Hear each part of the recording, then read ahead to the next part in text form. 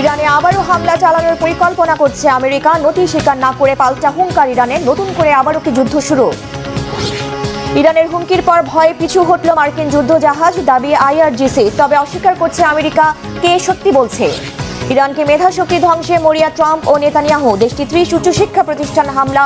ইরানের গবেষণাকে এত ভয় কেন? আসসালামু আলাইকুম, দেখছিলেন Bangla vision world news headline. ইরানে আবারও হামলা চালানোর পরিকল্পনা করছেন মার্কিন প্রেসিডেন্ট ডোনাল্ড ট্রাম্প। হুমকি দিয়েছেন হরমুজ প্রণালী ঘিরে ইরানের সব বন্দরগুলো অবরোধ করার। এর ফলে ইরানের বন্দরগুলোতে আর কোনো জাহাজ ফিরতে বা সেখান থেকে ছেড়ে যেতে পারবে না। পাল্টা হুঁশিয়ারি দিয়েছে ইরান। তেহরানের দিকে এগিয়ে আসা প্রতিটি সামরিক জাহাজের জন্য নেওয়া হবে কঠোর ব্যবস্থা। এই পরিস্থিতিতে বিশ্ববাজারে আবারও বেড়েছে তেলের দাম। প্রশ্ন উঠেছে, হুমকি আর পাল্টা হুমকিতে টিকবে কি যুদ্ধবিরতি? শহীদ আরাফাতের ডেস্ক রিপোর্ট। যুক্তরাষ্ট্র ইরান 2 সপ্তাহের যুদ্ধবিরতির 1 সপ্তাহ না যেতেই আবারও তেহরানে হামলার ছক কষছেন মার্কিন প্রেসিডেন্ট ডোনাল্ড ট্রাম্প। নাম প্রকাশে অনিচ্ছুক মার্কিন কর্মকর্তাদের বরাতে ওয়াল স্ট্রিট জার্নাল এ তথ্য দিয়েছে। দ্য ইকোনমিক টাইমস বলছে, প্রেসিডেন্ট ট্রাম্পের এবারের হামলা হবে ছোট পরিসরে, যদিও হামলার তথ্যের ব্যাপারে অস্বীকৃতি জানিয়েছে হোয়াইট হাউস। হরমুজ প্রণালীতে ইরানের ওপর মার্কিন প্রেসিডেন্টের নৌ অবরোধের ঘোষণাকে আবারও যুদ্ধের অশনি সংকেত হিসেবে দেখছেন বিশ্লেষকরা। পুরো হরমুজ প্রণালী নয়, নৌ অবরোধ জারি থাকবে ইরানের বন্দরগুলোতে। রবিবার এক বিবৃতিতে যুক্তরাষ্ট্রের সামরিক বাহিনী জানায়, ইরানের বন্দরগুলোতে কোনো জাহাজ প্রবেশ বা প্রস্থান করতে পারবে না। কয়েক ঘন্টার মধ্যে শুরু হওয়া এই অবরোধে ইরান ছাড়া অন্য দেশের বন্দরসমূহে যাতায়াতকারী জাহাজগুলো হরমুজ প্রণালী ব্যবহার করতে পারবে। এক্ষেত্রে কোনো বাধা দেবে না যুক্তরাষ্ট্র। এটি মার্কিন প্রেসিডেন্ট ডোনাল্ড ট্রাম্পের আগের হুমকির তুলনায় কিছুটা নমনীয় অবস্থানের ইঙ্গিত দিচ্ছে। তবে মার্কিন নৌ অবরোধের সাথে কোনো আপোষ করবে না ইরান। যুক্তরাষ্ট্রের নৌ অবরোধ নস্যাৎ করার হুঁশিয়ারি দিয়েছেন ইরানের সর্বোচ্চ নেতা জ্যেষ্ঠ সামরিক উপদেষ্টা মোহসেন রেজাই। ইরানের ইসলামিক বিপ্লবী গার্ড বাহিনী বলছে, ইরানের জলসীমার দিকে এগিয়ে আসা যে কোনো সামরিক জাহাজকে যুদ্ধবিরতি লঙ্ঘনকারী হিসেবে গণ্য করা হবে। ওই জাহাজের বিরুদ্ধে কঠোর ব্যবস্থা নেওয়ার হুঁশিয়ারি দেয় আইআরজিসি। এদিকে মার্কিন অবরোধের ঘোষণার পর বিশ্ববাজারে আবারও বেড়েছে তেলের দাম। যুক্তরাষ্ট্রের অপরিশোধিত তেলের দাম ব্যারেল প্রতি $100 ওপরে বিক্রি হচ্ছে। আন্তর্জাতিক মানদণ্ড ব্রেন্ট ক্রুড তেলের দামও অন্তত 7% বেড়েছে। শান্তি আলোচনার ব্যাপারে ইরান আগ্রহ দেখাক বা না দেখাক, তাতে যুক্তরাষ্ট্রের কিছুই আসা যায় না বলে জানিয়েছেন মার্কিন প্রেসিডেন্ট ডোনাল্ড ট্রাম্প।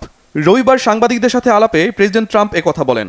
আর আলোচনা ব্যর্থ হওয়ার জন্য আবার ওয়াশিংটনের বারবার মতের পরিবর্তন এবং অবরোধকে সামনে নিয়ে এসেছেন ইরানের পররাষ্ট্রমন্ত্রী আব্বাস আরাগচি। এই পরিস্থিতিতে আলোচনার সম্ভাবনার চেয়ে আবারও সংঘাতের আশঙ্কা করছেন বিশ্লেষকরা। Shahid Arafat, Bangla vision news desk. এদিকে হরমুজ প্রণালীতে প্রবেশের চেষ্টা করতেই মার্কিন নৌবাহিনী দ্রুত গতি সম্পন্ন শক্তিশালী যুদ্ধজাহাজ ড্রেক্স আয়ারকে গুলি করার হুমকি দিয়ে পিছু হটিয়ে দিয়েছে ইরান। এমন দাবি করেছে ইরানের ইসলামী বিপ্লবী গার্ড বাহিনী আইআরজিসি। তাদের প্রকাশিত এমন এক ভিডিও ঘিরে তৈরি হয়েছে তুমুল উত্তেজনা। তবে মার্কিন সেন্ট্রাল কমান্ডের দাবি, জাহাজ সফলভাবেই হরমুজে ঢুকে অভিযান চালিয়েছে। দুই দেশের বিপরীতমুখী দাবির পেছনে রহস্য কি? কে সত্যি বলছে? মোর্শেদ আলমের desk report. You must alter course and go back to the Indian Ocean immediately. If you don't obey my order, you will be targeted. Last warning, I am ready to fire. এমন বার্তা শোনার পরই Hormuz প্রণালীর পূর্বাংশ থেকে ভয়ে পিছু উঠতে দেখা যায় মার্কিন নৌবাহিনীর দ্রুতগতি সম্পন্ন এবং অত্যন্ত শক্তিশালী যুদ্ধ জাহাজ ডেস্ট্রয়ারকে। এমনটাই দাবি করে একটি ভিডিও প্রকাশ করেছে ইরানের ইসলামী বিপ্লবী গার্ড বাহিনী। Attention all vessels in Oman Sea. This is Iranian Sepah Navy. If you see any warship in your vicinity, keep a distance more than 10 miles from them because I'm ready to open fire on them without any warning. ভিডিওতে দেখা যায় প্রণালীতে প্রবেশের চেষ্টা করছিল যুক্তরাষ্ট্রের যুদ্ধ জাহাজ। ঠিক সেই সময় ইরানি বাহিনীর পক্ষ থেকে সরাসরি হুমকি দেওয়া হয়। পরিস্থিতি দ্রুত উত্তপ্ত হয়ে উঠলে শেষ পর্যন্ত মার্কিন ডিস্ট্রয়ারগুলো দিক পরিবর্তন করে সরে যায় বলে দাবি তেহরানের। এক বিবৃতিতে আইআরজিসি জানায়, হরমুজ প্রণালী অতিক্রমের চেষ্টা করা যে কোনো সামরিক জাহাজের বিরুদ্ধে কঠোর ব্যবস্থা নেওয়া হবে। শুধু নির্দিষ্ট শর্ত পূরণ করা বেসামরিক জাহাজগুলোকেই এই গুরুত্বপূর্ণ জলপথ ব্যবহার করতে দেওয়া হবে বলেও জানানো হয়েছে। তবে যুক্তরাষ্ট্রের পক্ষ থেকে ভিন্ন দাবি করা হয়েছে। সেন্ট্রাল কমান্ড জানায়, তাদের জাহাজ সফলভাবেই প্রণালীতে প্রবেশ করেছে এবং সেখানে অভিযান পরিচালনা করছে। অন্যদিকে ইরান সেই দাবি পুরোপুরি নাকচ করে বলছে কোনো মার্কিন জাহাজ হরমুজ প্রণালী অতিক্রম করতে পারেনি। দুই পক্ষের বিপরীতমুখী বক্তব্যে নতুন করে প্রশ্ন উঠেছে, প্রণালীতে আসলে কি ঘটেছিল, কে সত্যি বলছে, আর এসব উত্তেজনা নতুন করে কোন দিকে মোড় নেবে? মোর্শেদ আলম, বাংলা ভিশন।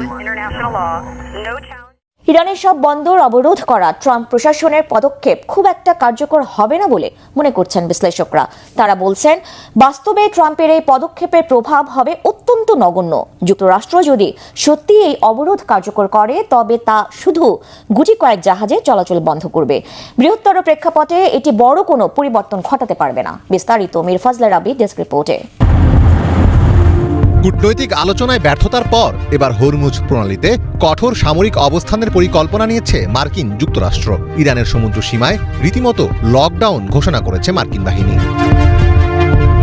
13 এপ্রিল স্থানীয় সময় সকাল 10টা থেকে ইরানের বন্দরগুলো অবরোধ করছে মার্কিন প্রতিরক্ষা বাহিনী। এই অবরোধ কার্যকর হলে ইরানের বন্দরগুলোতে কোনো জাহাজ ভিড়তে পারবে না এবং বর্তমানে যেসব জাহাজ ইরানের বন্দরগুলোতে আছে সেগুলো বন্দর ত্যাগ করে বাইরে যেতে পারবে না। কোনো জাহাজ যদি অবরোধ অমান্য করে তাহলে সেটি লক্ষ্য করে হামলা চালাবে মার্কিন প্রতিরক্ষা বাহিনীর কেন্দ্রীয় কমান্ড সেন্টকম।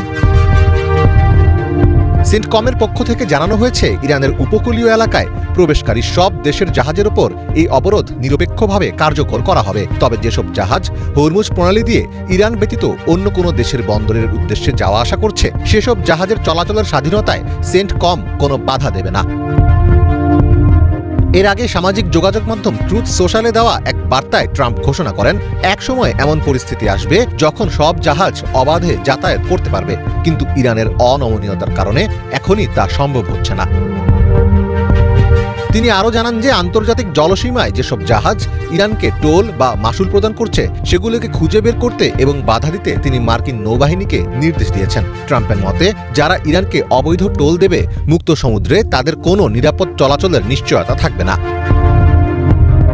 তবে বিশ্লেষকদের মতে বাস্তবে ট্রাম্পের এই পদক্ষেপের প্রভাব হবে অত্যন্ত নগণ্য। যুক্তরাষ্ট্র যদি সত্যিই এই অবরোধ কার্যকর করে তবে তা শুধু গুটি কয়েক জাহাজের চলাচল বন্ধ করবে। বৃহত্তর প্রেক্ষাপটে এটি বড় কোনো পরিবর্তন ঘটাতে পারবে না।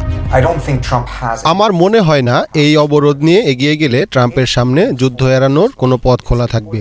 এটা বোঝা জরুরি যে তিনি কেবল ইরানের বিরুদ্ধেই লড়ছেন না। যেসব জাহাজে ইরানি তেল আছে সেগুলোর ওপর চড়াও হওয়া মানে চীন বা ভারতের ওপরও চড়াও হওয়া, কারণ এই তেল তারা ইতোমধ্যেই কিনে নিয়েছে। তিনি শুধু ইরানের তেল আটকাচ্ছেন না, বরং এসব দেশের কিনে নেওয়া তেল কেড়ে নিচ্ছেন। এই অবরোধের পেছনে একটি যুক্তি হতে পারে যে ট্রাম্প চীনকে দিয়ে ইরানের ওপর চাপ সৃষ্টি করতে চাইছেন, কিন্তু যুক্তরাষ্ট্র যদি শূন্য ইউরেনিয়াম সমৃদ্ধকরণ নীতিতে অটল থাকে তবে এই কৌশল কাজে আসবে না। চীনারা খুব ভালো করেই জানে যে ইরান এতে কখনোই রাজি হবে না। বর্তমানে খুব কম জাহাজ এই প্রণালী অতিক্রম করছে। এর মধ্যে ইরানকে টোল দিচ্ছে এমন জাহাজের সংখ্যা আরও নগণ্য। আপাতত সবাই একটি স্থায়ী বা টেকসই শান্তি চুক্তির অপেক্ষায় আছে। এছাড়া অধিকাংশ শিপিং কোম্পানি এখনই কোনো ঝুঁকি নিতে চাচ্ছে না। যদি পরিস্থিতি শান্ত হয় তবে খুব ধীরে ধীরে জাহাজ চলাচল শুরু হতে পারে। ফলে ট্রাম্পের এই হুমকি নতুন কোনো বড় সংকট তৈরি করবে না বলেই মনে করছেন বিশ্লেষকেরা।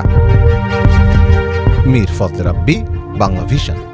নিষেধাজ্ঞার শেকল ছেড়ে কৃত্রিম বুদ্ধিমত্তা আর প্রযুক্তিতে স্বনির্ভর হয়ে উঠেছে ইরানি, আর এটি নিয়েই ভয় পশ্চিমাদের। এবারের যুদ্ধে তাই দেশটির মেধাশক্তির ওপর মরণঘাতী হামলা চালিয়েছে আমেরিকা ও ইসরায়েল। শরীফ ইউনিভার্সিটি থেকে শুরু করে 30টি উচ্চশিক্ষা প্রতিষ্ঠান হয়েছে বোমার লক্ষ্যবস্তু। এর পেছনে রয়েছে ইরানি উদ্ভাবন মুছে দেওয়ার নীল নকশা। হাফিজুল ইসলামের ডেস্ক রিপোর্টে বিস্তারিত। দশকের পর দশক ধরে কয়েক ডজন মার্কিন নিষেধাজ্ঞার মাঝেও ইরানি বিজ্ঞানীরা নিজেদের শক্তিতে গড়ে তুলেছিলেন এআই এবং বিভিন্ন রকম প্রযুক্তিগত সামর্থ্য। সেই মেধা আর তিল তিল করে জমানো গবেষণা ও জ্ঞানের ভাণ্ডারকে মাটির সঙ্গে মিশিয়ে দেওয়ার মরিয়া চেষ্টা চালিয়েছে আমেরিকা ও ইসরায়েল। গত 6 এপ্রিল ইরানের শীর্ষস্থানীয় প্রকৌশল বিশ্ববিদ্যালয় শরীফ ইউনিভার্সিটিতে চালানো শক্তিশালী বিস্ফোরণের লক্ষ্যবস্তু কোনো অস্ত্রাগার ছিল না। মার্কিন হামলার লক্ষ্য ছিল ইরানের একটি কৃত্রিম বুদ্ধিমত্তা বা এআই গবেষণা কেন্দ্র। মুহূর্তেই ধ্বংসস্তূপে পরিণত হয় হাড়ভাঙা খাটুনি আর একদল রিসার্চারের আন্তরিক চেষ্টায় পার্সি ভাষায় তৈরি করা এআই মডেলগুলোর ডেটাবেজ। কিন্তু ইসরায়েল আমেরিকার টার্গেট কেন ইরানের বিশ্ববিদ্যালয়? ইরানের নলেজ পাওয়ার বা মেধাশক্তির উপর হামলা কোনো বিচ্ছিন্ন ঘটনা নয়, বরং বিশ্লেষকেরা এটিকে বলছেন পরিকল্পিত জ্ঞানতাত্ত্বিক হত্যা। সরকারি তথ্য অনুসারে মার্কিন ইসরায়েলি হামলায় সরাসরি আক্রান্ত হয়েছে ইরানের অন্তত 30টি বিশ্ববিদ্যালয়। শত বছরের পুরনো পাস্তুর ইনস্টিটিউটের ল্যাব থেকে শুরু করে এভিয়েশন ও সাবমেরিন প্রযুক্তির সূতিকাগার বলে পরিচিত ইস্পাহান ইউনিভার্সিটি বাদ পড়েনি কিছুই। যুদ্ধের লেলিহান শিখা যখন ল্যাবরেটরি থেকে শুরু করে IBF ক্লিনিক পর্যন্ত ছড়িয়ে পড়ে, তখন বুঝতে বাকি থাকে না এটি কেবল সামরিক টার্গেট নয়, বরং ইরানি জাতির বুদ্ধিবৃত্তিক মেরুদণ্ড ভেঙে দেওয়ার নীল নকশা। আন্তর্জাতিক গবেষকদের একটি অংশের মতে ইরানের উপর চালানো কৌশলটির সঙ্গে গাজার শিক্ষা ব্যবস্থা ধ্বংসের ষড়যন্ত্রের অনেকটা মিল পাওয়া যায়। এই ধরনের জঘন্য কার্যক্রমকে বলা হয় স্কলাস্টিসাইড, সহজ অর্থে স্কলার বা বিজ্ঞানীদের গণহত্যা।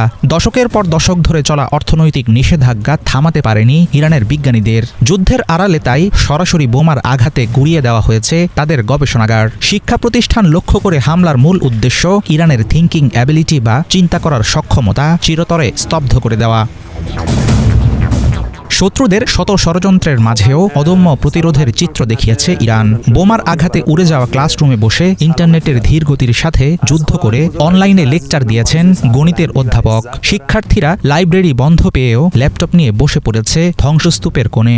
দেশটির নীতি নির্ধারকেরা শুরু থেকেই বলে আসছেন, মেধা কংক্রিটের দেয়ালে বন্দী থাকে না, সুতরাং বোমা মেরে সেটা উড়িয়ে দেওয়া যাবে না।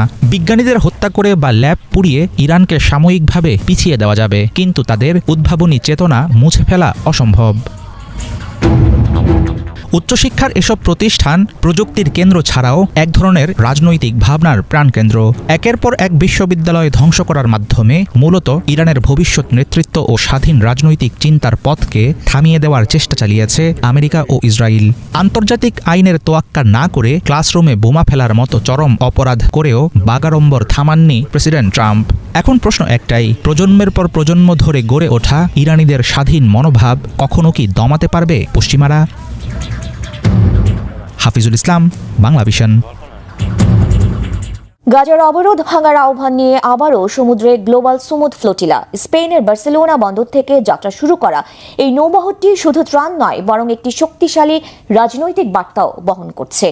এবারের অভিযানে আগের চেয়ে অনেক বড় পরিসরে অংশ নিচ্ছেন বিশ্বের বিভিন্ন দেশের মানবাধিকার কর্মী, চিকিৎসক ও সাংবাদিকরা। তবে সংখ্যাও কম নয়। অতীতের মতো এবারও মাঝপথে ইসরায়েলের বাধার মুখে পড়তে পারে এই ফ্লোটিলা। মানবিক সহায়তার পাশাপাশি এই যাত্রা তুলে দিচ্ছে এক বড় প্রশ্ন, কবে শেষ হবে গাজার অবরোধ? বিস্তারিত ডেস্ক রিপোর্টে। আবারও যাত্রা শুরু করেছে গ্লোবাল সুমুদ ফ্লোটিলা। 12 এপ্রিল স্পেনের বার্সেলোনা বন্দর থেকে এই নৌবহরটি গাজার উদ্দেশ্যে রওনা হয়।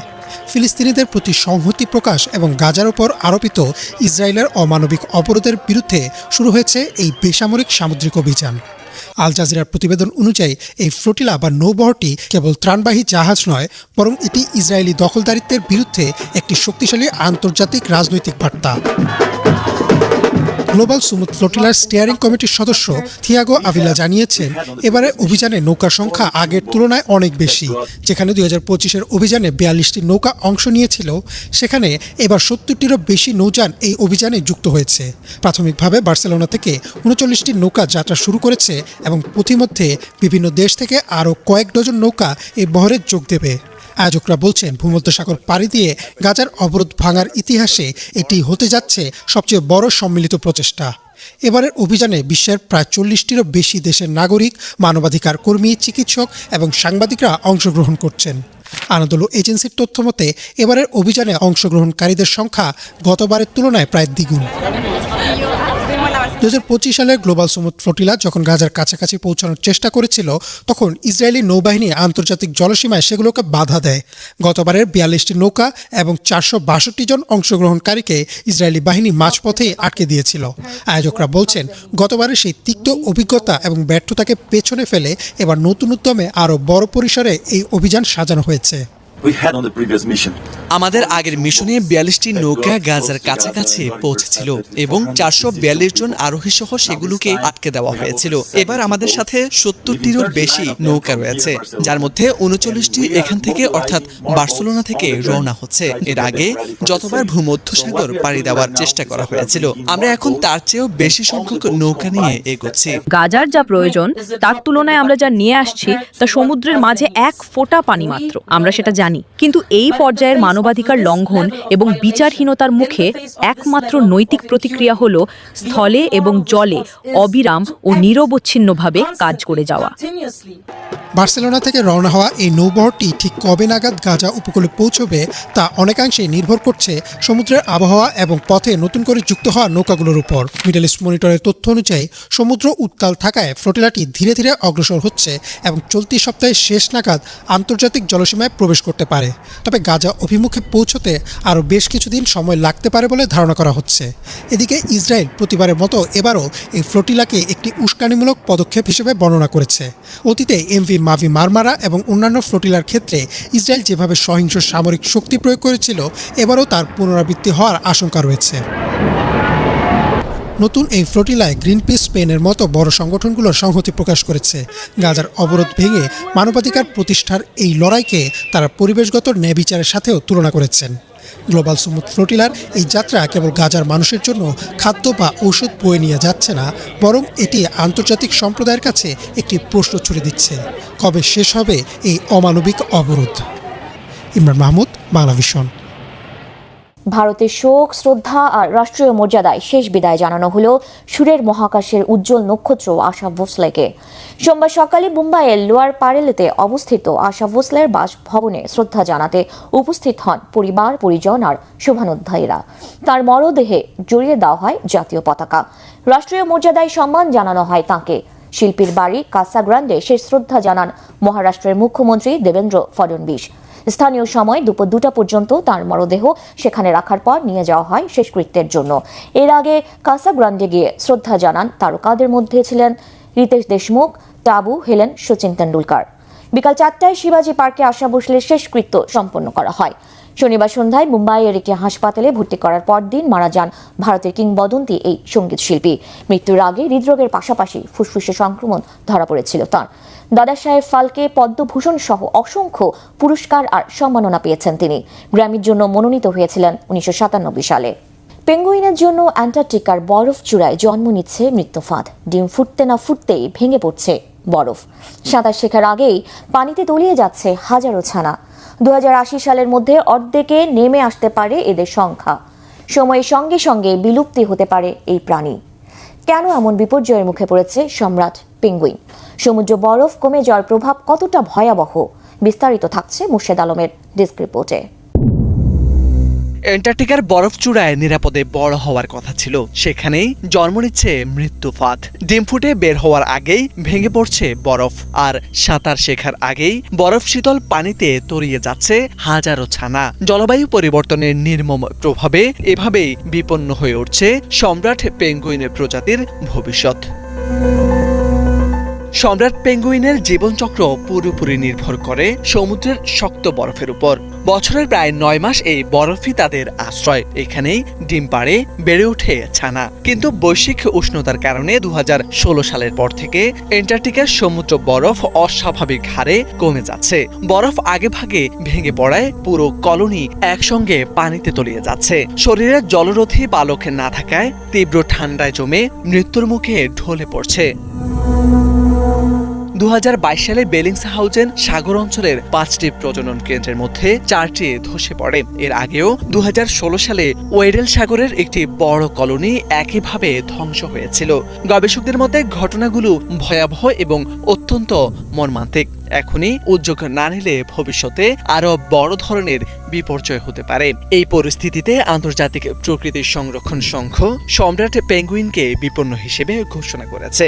সংস্থাটির আশঙ্কা, সমুদ্র বরফ কমার এই ধারা অব্যাহত থাকলে 2080 সালের মধ্যে এদের সংখ্যা অর্ধেকে নেমে আসতে পারে।